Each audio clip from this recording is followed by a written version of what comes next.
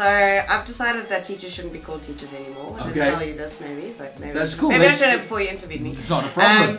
So I think that when we think of ourselves as teachers, right, then our conception is I need to teach. Yeah. Like that's what my job is to teach, and that's often where it starts with like I need to stand up in front of the class and teach. Mm-hmm.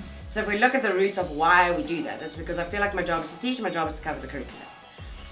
But if we put our students at the center, right, and we think about our students learning, then maybe we should be calling teachers learning architects. Okay. And maybe if we started to think like, how is this lesson or how is this journey designing learning for my students? Like, and putting the students' learning at the forefront, then we might start to get a little bit more of a shift in the way we do things. We might start to hear more from our students if we're obsessed with their learning rather than being obsessed with covering the curriculum. Hi, my name is Francois Nordia and I am a super teacher. And this is Super Teachers Unite, the show that's all about motivating, inspiring and supporting teachers. And with me today, I've got fellow super teacher, Lindsay Wesner, or as I like to call you, and you like to call yourself on Twitter, Lady Wesner. To the lady. Well, thank you. Welcome to the show. It's good having you here. Much. It's good to be here. In today's show, we're going to talk about improvement of your teaching practice. What we do with these types of interviews, I ask all of my guests to prepare 5 to 10 minutes worth of actual value for teachers. What are the tips and tricks and advice that would make your life as teacher better, and what can make you a super teacher? So in this episode, Lindsay is going to share with us these few tips that's going to improve your practice as a teacher. Let's jump into it.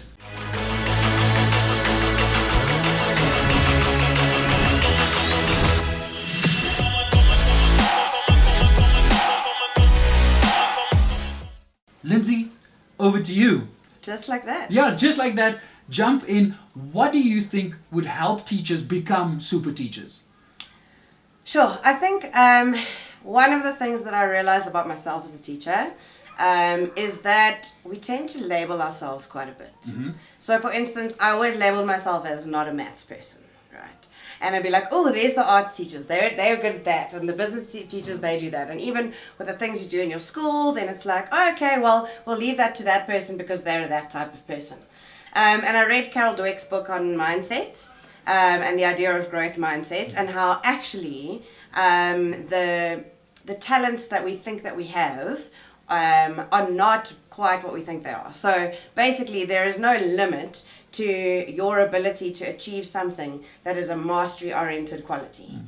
So actually something like maths or something like being a better communicator or something like being a more creative teacher is something that actually can be developed through time and effort and strategy. Yeah, I agree with that. There's two examples that I immediately think of for myself. Yeah. As a life sciences teacher, I would remember always turning back to the board, maybe wanting to draw something on the board, and the first thing I would say before I start drawing is, guys, just remember, I'm not an artist. Yeah. And I would label myself like that immediately. When at the end of the day, it's a skill that you can learn. And if I spent the time learning it, I would become much more proficient at drawing. Totally. But labeling yourself as I'm not an artist.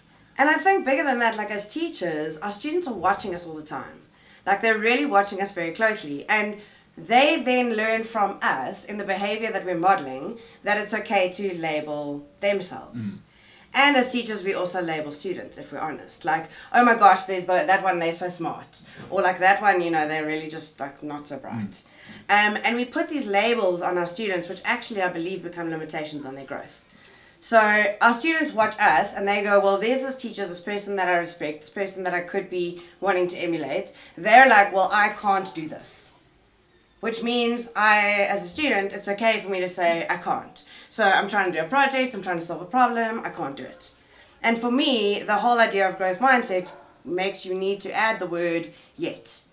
So like, I can't do this yet. Because if you actually apply Carol Dweck's research, what it means is that you can, through effort and strategy and collaboration with others is the other thing that she mentions, through effort and strategy and collaboration with other people, you can achieve things that you think you can't. That's amazing. I think there's value for you already in the first 3-4 minutes of this episode. That's amazing. And if we just bring it back to the teaching profession itself, how many times do we just, when we introduce ourselves to other people, say, oh, I'm just a teacher? Yeah. using the many. word just, you So, diminishing what the amazing work that we are Absolutely. doing. Yeah. So I like that. Let's take away the word just Yes. from our vocabulary Yeah. and then replace that with yet, Yet, at the exactly. end. Awesome. And like when you see a student trying to do something like, oh ma'am, I can't. Oh sir, I can't. No, you can't yet. And I think that shifting our language in our classrooms is massive. Language is what shifts culture. So if we have language, thanks to the language that's blaring over there. which is cool. We're filming this episode at St. Catherine's School. We just had a science expo that we judged, and luckily, while we're starting recording, there's the intercom in the background. So the bane of every teacher's life, but we're going to roll with it. We're not going to stop it. No, and I think language is a really important thing, and the words that we use as teachers and the words that we allow our students to use in our class have a really powerful impact on the culture of learning that we're building. And in some cases, we are the only adults or the most prominent adult in a child's life, and they model what we do. Yeah. So if we don't have this growth mindset, and if we limit and label ourselves, I mean, that's what they're going to end up doing. Totally. Awesome. Thank you so much. And we can do better, right? We can do better. Yeah. We all can do better. Totally. That should be making that the title. We can all do better. All the time. Awesome. For sure. Yeah. What else? What else are you? What wisdom are you sharing with us more, Lindsay? More. More wisdom. So I read this quote the other day that says, the person doing the talking is the person doing the learning. Okay. And then I thought about it myself in my classroom, and I thought about many teachers that I've seen teaching, and generally if you just take a walk around the corridors of any school, what you're going to see in the front of the class is the teacher doing the talking. Mm-hmm. And then maybe the kids are doing the activity or the worksheet, right? But what I started to realize is that actually our students' voices are really, really powerful. Mm-hmm. And if you look at the research on Generation Z, in fact, the generation before that were kind of problem solvers, right? But this generation of students is actually problem finders. They actually like to look at the world and go, what can I do about it? Mm-hmm. Like, how can I fix it? And there's loads of examples of awesome kids just finding problems, right? But if our students are finding problems, that means they have things to say. And I think often we don't hear from our students enough, or if we do, it takes up a lot of class time. Yes. Right, so now I'm like, okay, everybody tell me what you think about this, and then we go around the class, and every child's got 1 minute to talk, and the lesson's over. But there's such amazing things coming out today, things like Flipgrid, which is a great app where you can collect videos of your students, almost like on a little pinboard. You could use WhatsApp, you could use any kind of digital platform, Google Classroom, there's loads of different platforms where you can actually hear from your students. Right, so we don't have to be the ones talking, because ultimately then we're the ones doing the learning. I agree with you. When we do the talking, there's very little learning happening, and we're doing the learning. I like that. Getting your students' voice is so important, because we go into the classroom assuming what our children know. We design a lesson, and the prior knowledge, we just suck that out of our thumb. Yeah. Or you assume, well, they did this in grade 8 and it's in the curriculum. So they must know what's So going they on. must know. And that's where the gap in the communication comes. Yeah. The previous grade says, no, don't worry about it, you'll learn about it next year. And then that year says, no, don't, but you should know it because you should have learned it last year. And then nobody learns. No, exactly. So by having a conversation, having a discussion with kids, letting their voices be heard, we actually get to know the concepts, the prior knowledge that they have. Yeah. And that's information for us, and teachers need information to design their lessons. Absolutely. And on that note, so I've decided that teachers shouldn't be called teachers anymore. I didn't tell you this maybe, but maybe That's cool. Maybe I should have before you interviewed me. It's not a problem. So I think that when we think of ourselves as teachers, right, then our conception is, I need to teach. Yeah. Like that's what my job is, to teach. And that's often where it starts with, like, I need to stand up in front of the class and teach. Mm-hmm. So if we look at the roots of why we do that, it's because I feel like my job is to teach, my job is to cover the curriculum. But if we put our students at the center, right, and we think about our students learning, then maybe we should be calling teachers learning architects. Okay. And maybe if we started to think, like, how is this lesson or how is this journey designing learning for my students? Like, and putting the students' learning at the forefront, then we might start to get a little bit more of a shift in the way we do things. We might start to hear more from our students if we're obsessed with their learning rather than being obsessed with covering the curriculum. Well, it comes back to your previous point. It's like, how do we label ourselves? And if you label yourself as a teacher, then you're going to teach. I like this reimagining the idea of the role of the teacher, and if the role is more of an architect.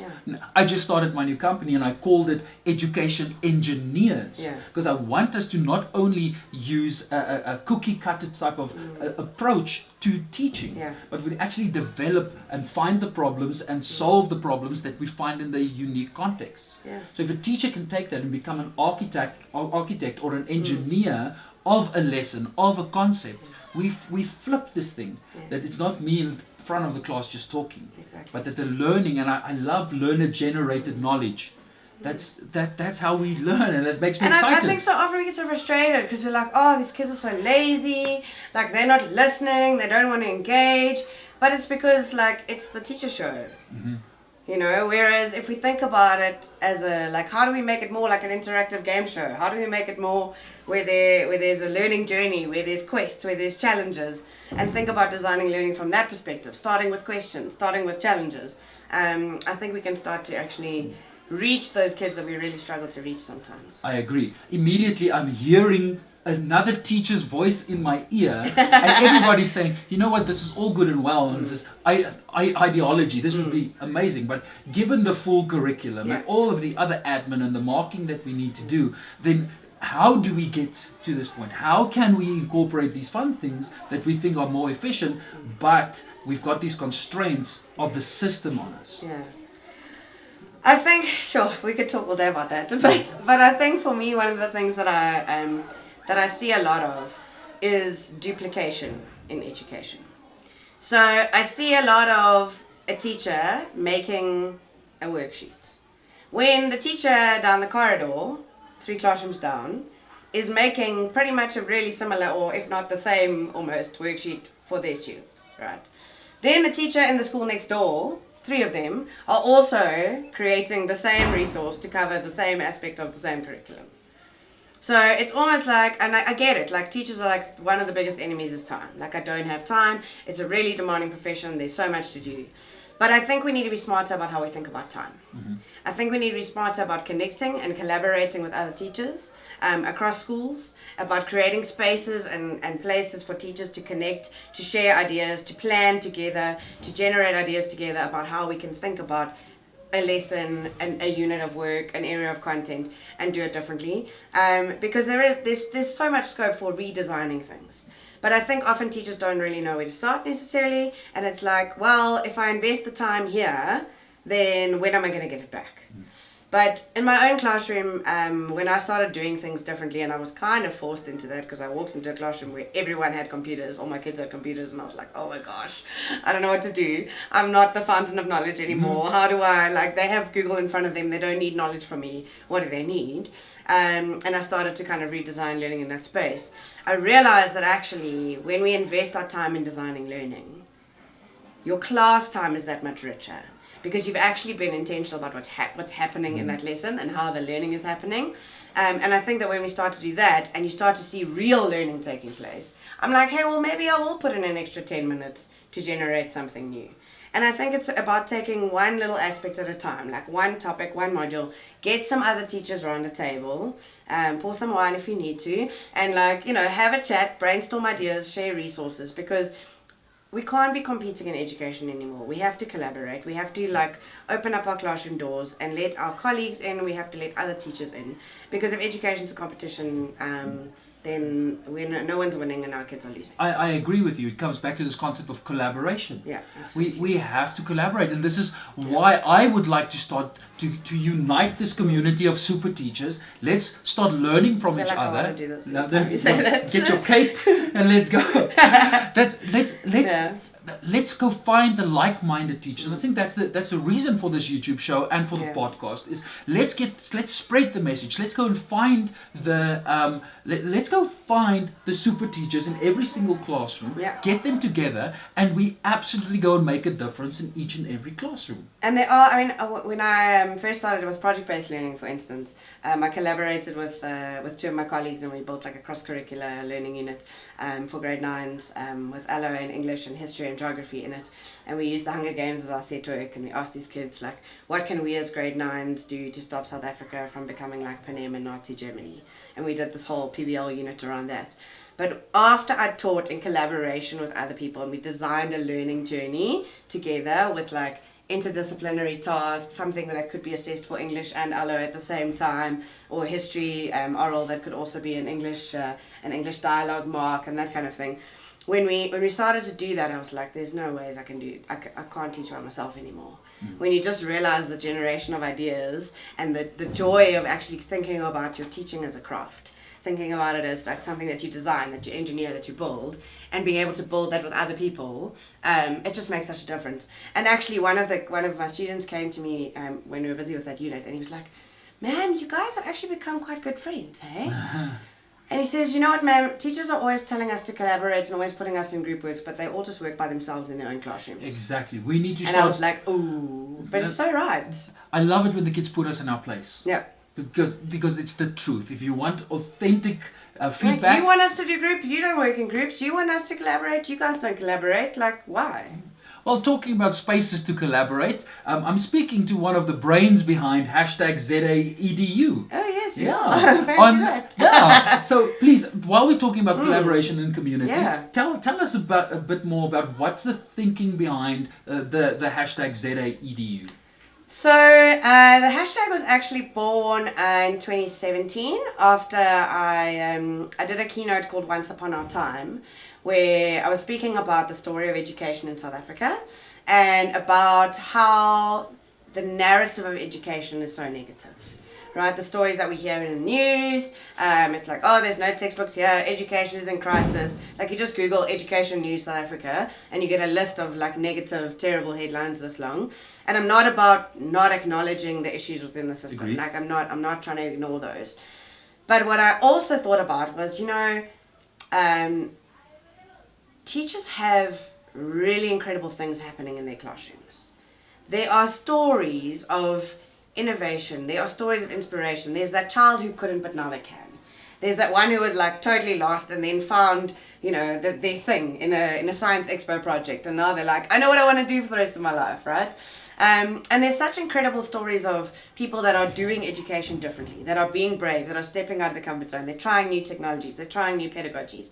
And I just thought, those stories are not really getting shared. Mm-hmm. Like, when I scroll through my Facebook feed, I don't see a difference between the feeds of the accountants and the lawyers and then the teachers. Like, everybody's trying to hashtag share your sunset and like posting their like highlights reel of their not so perfect lives. Like, everyone's doing that. And I thought, surely we need to amplify the stories of innovation. Surely we need to connect people with stories that can inspire other teachers. And so I shared this message about that, really. And a lady came to me afterwards. She's like, Lindsay, we need a hashtag. And I was like, oh, of course we need a hashtag. Like, I've been talking about sharing stories, but I hadn't really made that connection, which is why we need other people, right? Yes. And so she said, like, let's make, we need a hashtag. And so ZAEDU was born with a vision of using it as a tag where people can share stories of innovation. Even if it's just a little quick snapshot, little tweet from your classroom. Today we tried this, it was great, the kids loved it. Just building a community of practice and of sharing and of kind of normalizing, opening those doors. And I must say, it's amazing. Since I've been following the hashtag on Twitter, I met you. Ta-da! Through that's the first port of call where we touched base. Yeah. And then on Instagram, really an active hashtag at the moment. Facebook's not that big on hashtags anymore. No. But we do have a ZAEDU community on we've Facebook. got the community that you go into. So go and join the hashtag ZA. Is it Edu? Education, EDU. Yeah, I get it. I went like ZAEDU, whatever. Just spell it right. ZAEDU. There we Capital go. ZA for South Africa, education. And we also have Twitter chats every month. Yes, which I missed out now on Wednesday night, okay. which I'm sad about. But when is the Twitter? So it's usually the last Wednesday of every month at 8:00 at night, and we'll have one or two hosts. You can pop into the hashtag and join the conversation. We post out a couple of questions. People share their thoughts, connect with other teachers, and I always love seeing how people find kind of kindred spirits, or somebody will share like, oh, I'm trying to figure out how to better my PD program at my school. And then, so our last chat was about PD and the good, the bad, and the ugly. And then we've chatted about a number of different things: coding, building literacy. We've chatted about growth mindset, loads of different topics. and then teachers can just connect on Twitter, find other like-minded people, find people they want to learn from. And I think that actually, one of my pieces of advice, where we are now, I don't even know, somewhere. It's okay. But we're you running should with get it. on Twitter, okay? Just get on Twitter. And I mean, everybody's always skeptical of it, but I think for me, one of the reasons that every teacher should be on Twitter is because it's the biggest staff room in the world. Yeah, agreed. And there are so many amazing people in education on Twitter sharing in a big way the incredible things that they're doing and modeling exactly what I was talking about earlier with sharing their stories, putting ideas out there, and really just experimenting with different ways of teaching, new strategies, putting students at the center, designing learning differently. And it's just a really quick way to kind of get some bite-sized learning. Takes a couple of minutes. I only follow people in education, so I only use Twitter for education. So I'm not hearing about like your baby and your lunch and your, all the other sad stuff I don't really want to know about right now. It can be an incredible professional learning tool. Exactly. And the added benefit, if you're into agency and do advocacy, this is where you find the real role players in education and in our country. Because the other day I responded to a tweet of the spokesperson of the DBE, and he interacted with me. I wouldn't get that opportunity generally. No, for sure. You're not getting that on Facebook, you're not getting that on Instagram yet. No, until we become the ministers of education. But I'll beat you to it. Let's see what happens. Back off. The race is on. No, I don't think I would ever want that position in my life. But this is where we can. You go for it. I'll be in the background cheering. But this is where you can really make an impact. And that one tweet that you make could be read by a big player in the education field, and that one thing you said could really shift their mind. And I mean, you can decide. Like some people, because Twitter can be a little bit scary because there's a whole new language, like hashtags, and it works a little bit differently from Facebook and Instagram, for instance. But you can even lurk. Like you can just follow some people, scroll through, kind of get a feel for the vibe, understand the Twitterverse, as it were. And then when you feel like you have something to say, you've immediately got a platform, you've got an audience, you've got a voice. If you add your hashtags that are edgy, then we can retweet you guys, we can share your message, we can engage. And it's even a great place to ask for help. Yeah. Like, hey, I'm a grade 4 Afrikaans teacher, and these people tell me I must innovate and I must do these things, but I don't know how. Yeah. And then you can ask for advice, and you can get connected to some people.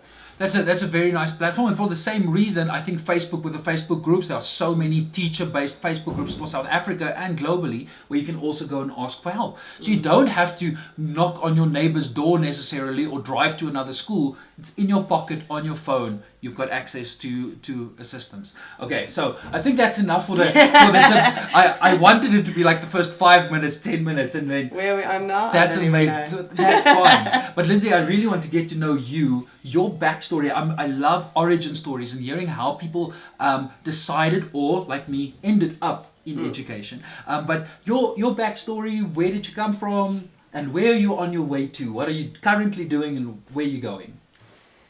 Sure. I'm trying to think about how to make this as short and sweet as possible. So I was one of those students who was an academic achiever, so-called. Mm-hmm. Labeled as an academic achiever, but I was not a maths person. That was my struggle academically. But I didn't really know what I wanted to do when I left school.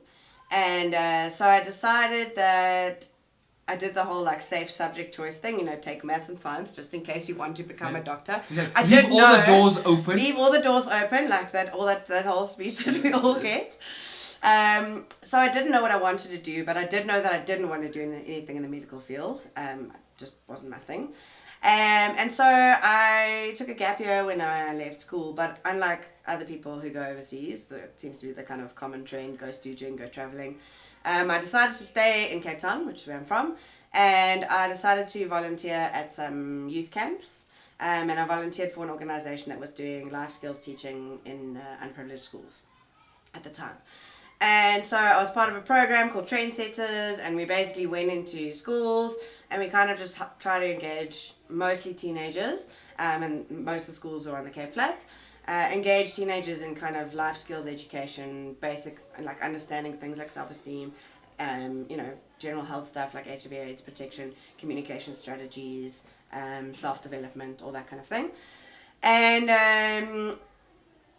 as I was kind of doing that, I guess I just realized that I love to teach. And I remember standing in front of like a class. I mean, I was like 18, 19 then, standing in front of a class of 50 kind of 50 students, because the class sizes in the Cape Flats are pretty big.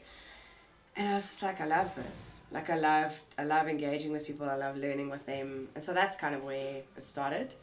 And then I went to varsity. I did an undergrad in geography, anthropology, and Xhosa. Okay, which university? Stellies. Okay. University of Stellenbosch. That okay, one. cool. And so my plan was then to become a geography teacher. The irony is I never became a geography teacher. But then I did my PGCE through UNISA. At that time I moved to Durban and I started doing my prac in some schools there. And I did most of my prac in boys' high schools in Durban. And so, from there got a job at Northwood. That was my first teaching job.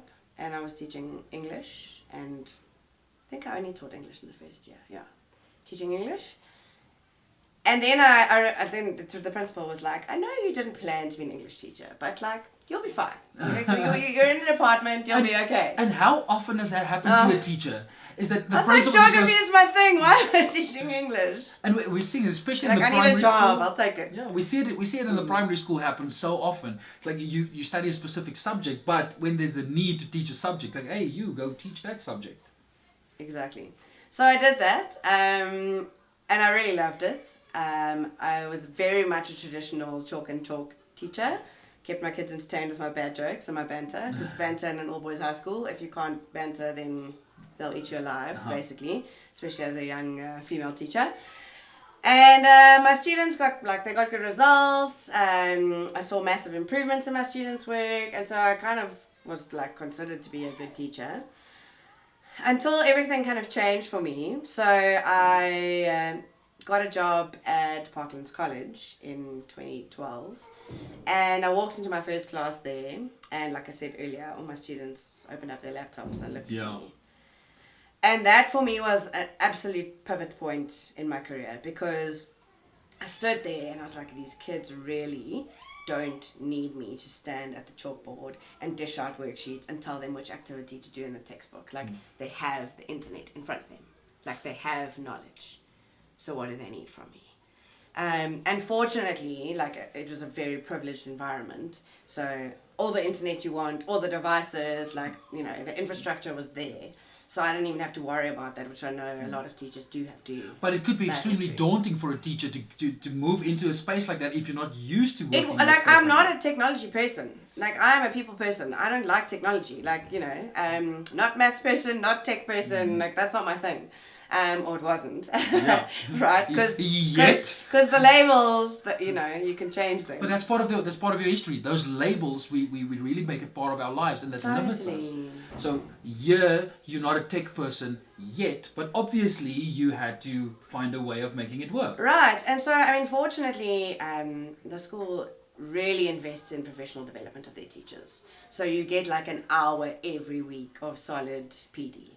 So sometimes it was tech-based, sometimes it was kind of like teaching practice-based, sometimes it was just more sort of wellness and inspiration and that kind of thing. But we got a lot of training. And I kind of decided at the point that I was just going to be brave. So that kind of became my motto. I was like, I'm going to be brave and I'm going to try stuff with this tech that's in my classroom.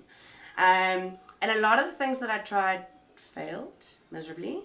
But I love what Woody Allen says about failure. He says, if you're not failing every now and then, you're not doing anything innovative. That's very true.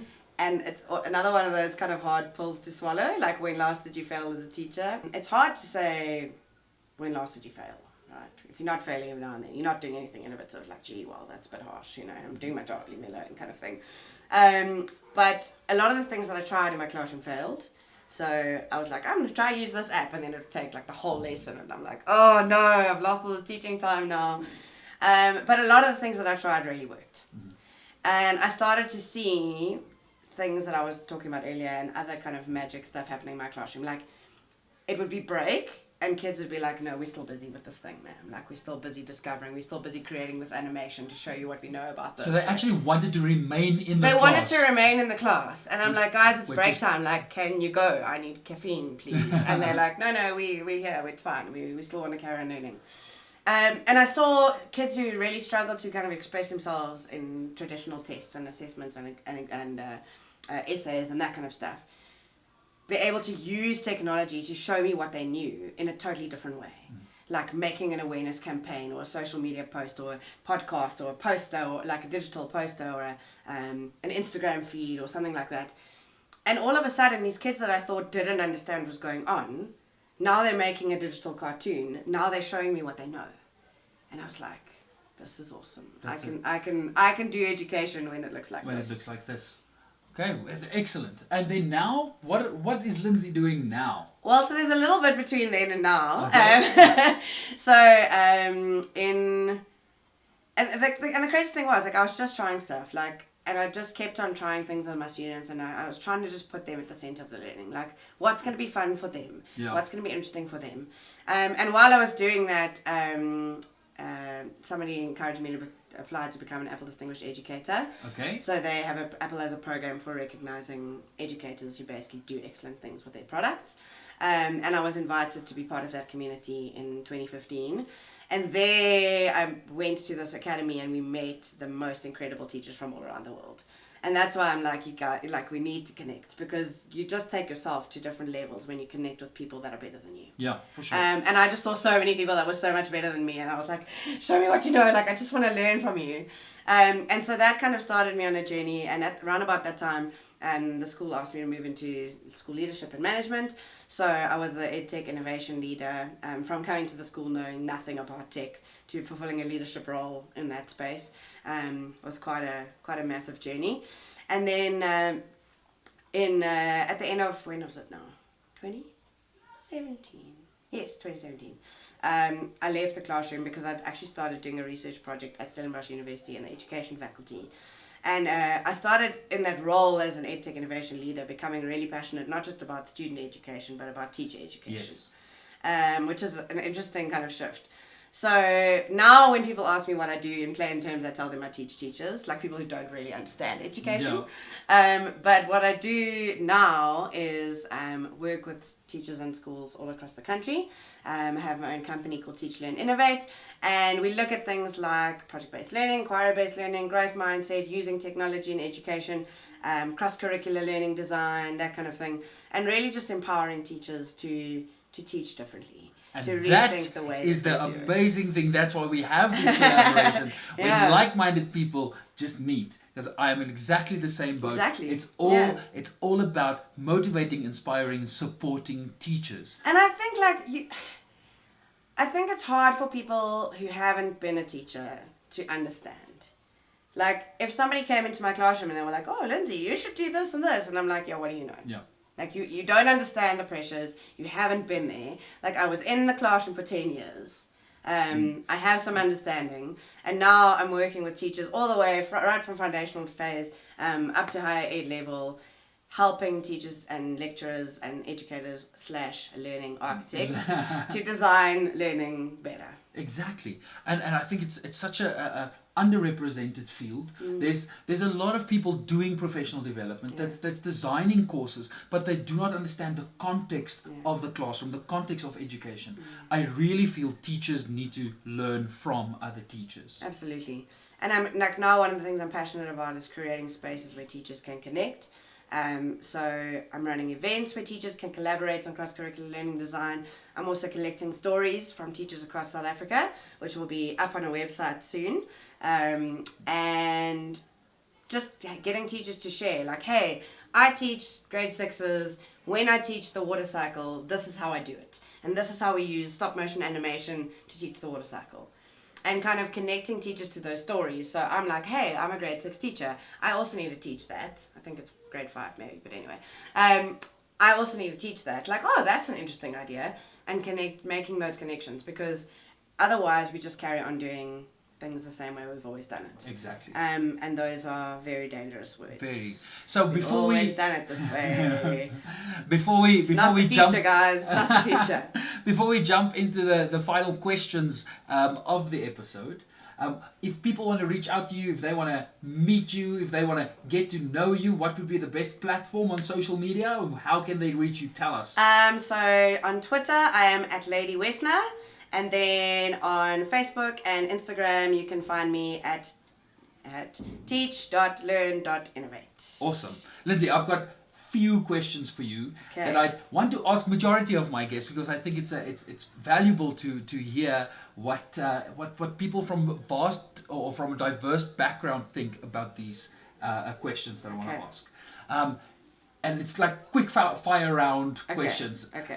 Short answers. Short answers. We can elaborate a little bit, but the idea is like short, concise. Let's get to the crux of it. Okay. Your biggest bugbear in education in South Africa?